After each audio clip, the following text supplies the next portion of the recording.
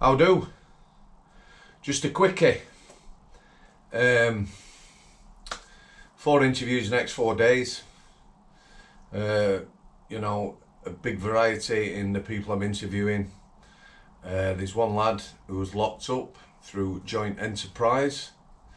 There's a young lad who is not well, who I might well be interviewing if he's well enough. He went through the sort of juvenile young offender system, got involved with drugs and that, wants to put his message out there for young people. Who else we got? Lee Marvin, I'll be doing another interview with him. And John G. Sutton, right? There's stuff with him up there. I will pin a comment under this short vlog if you want to go and have a look at this guy. So this guy, military man, did several years in army. 1975, while 85 worked as a prison officer. His first 10 months were at Wormwood Scrubs. Basically, he got kicked into touch whilst he was there. He did, while he was at Wormwood Scrubs, challenge the system, the brutality.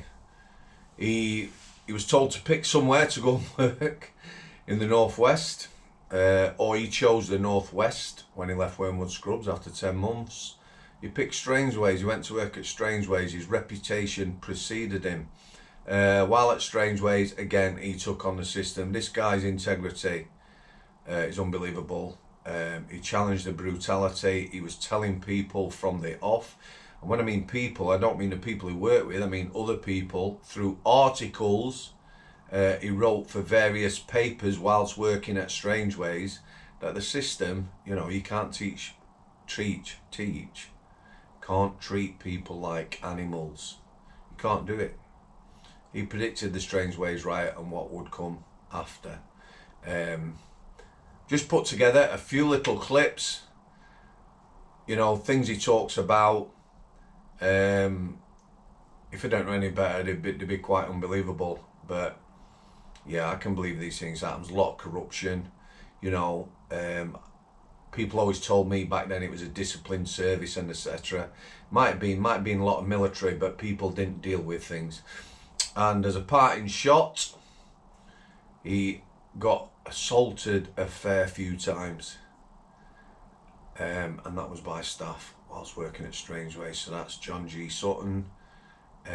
I'll try and get a couple of interviews up over the weekend. If not, next week I'll spread them out Monday, Wednesday, Friday, Sunday.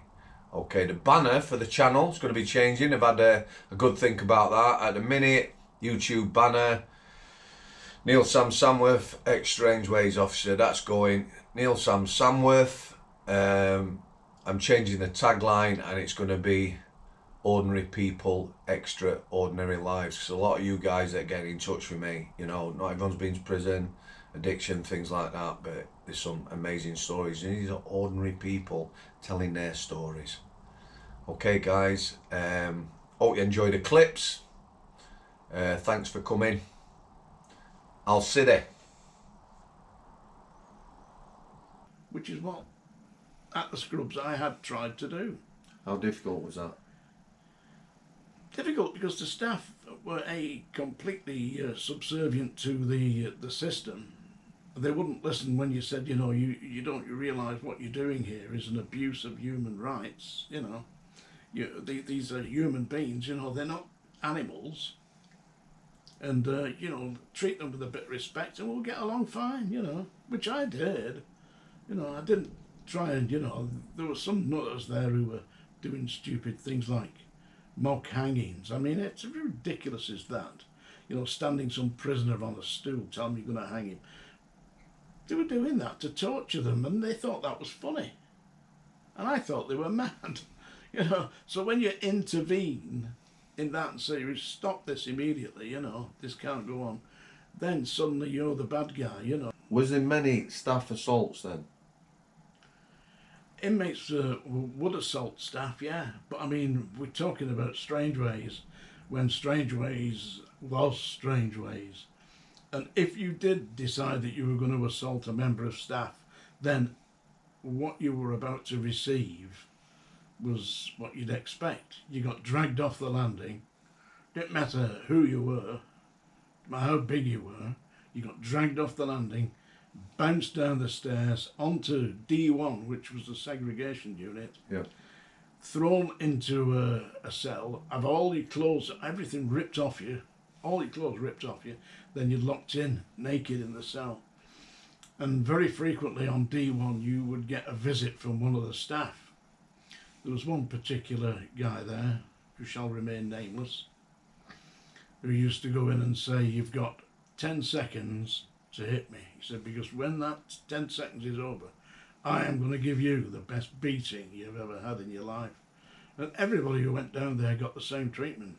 Down the Seg, they had a guy there who he thought he was seeing things. He was having hallucinations.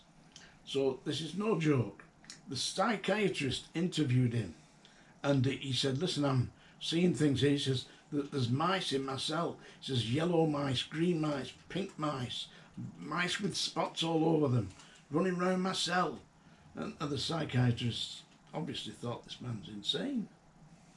But what had happened was, believe this or believe it not, the staff on the Seg had been capturing mice and painting them, painting the mice with paint from the art class. So they were painting yellow mice and green mice and polka dot mice and putting them into this man's cell. And he thought that he was insane. He was actually seeing real mice that were put there by the staff just to wind him up. Now that is, if that's not abuse, but you try and report that, yeah? So they brought a big tureen of soup in, like a 2-gallon tureen of soup, where they were dishing it out to the inmates on the block. And this guy, a great big strapping fella, put the tureen on the floor, lifted it off, put it on the floor, unzipped his trousers and started urinating into the soup. I said to him, "The hell do you think you're doing?" He said, he looked me in and said, "That'll teach the bastards." I thought, teach them what?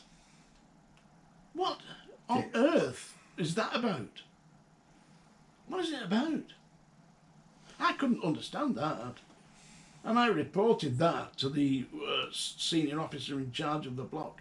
And he said he'd just get on with your duty. He said, "That's what happens down here. The idea is don't come down and you've volunteered. If you're in here, you're a volunteer." There was a guy, I'm trying to think of his name now. You may have you remember the case. It was the headless corpse case, where they found the bodies in a thing called Ekidelf, which is a quarry filled with water where people go diving. And they'd actually decapitated these people, that they were drug dealers, and dumped the bodies in Ekidelf. And they were floating at the bottom. And some divers were down there diving, because it's used by divers, for training and all that. And they found these bodies. Well, the guy who was behind all that was in Strangeways down the block. And he was a multi-millionaire drug dealer. And he was on remand. He hadn't been convicted. He was awaiting trial, but he was on the Seg. And he had cigars and wine brought in and all the lot. I mean, it was like he was staying in a hotel. Why? Well, he was entitled to it because he was a remand prisoner. You could purchase your own food if you were a remand prisoner. Could you then? Yeah, you could then. It was extremely difficult to do it, but I mean, he had access to unlimited funds. And he let everybody know. He said, "I want out of here." He said, "And it's $1 million. Anybody can get me out. There's £1 million." Back then? That was What was that, 10 million or something? That was in the late 70s, yeah. And he subsequently, believe it or not, he was transferred from Strangeways to Winston Green at Birmingham. Yeah. And within days of being at Winston Green, he was found, listen to this, he was found supposedly dead in his cell from a heart attack at 4 o'clock in the morning. by the number one governor and the senior medical officer and the number one chief officer of Winson Green Prison Off. Now, at 4 o'clock in the morning, I mean, you've been in the prison service. Yeah, of course. Would you ever see the number one governor No. at 4 in the morning? No. Or the senior medical officer? No. Or the number one chief officer? No. What were they doing in the prison? Yeah. I'll tell you what they were doing. They were providing the story.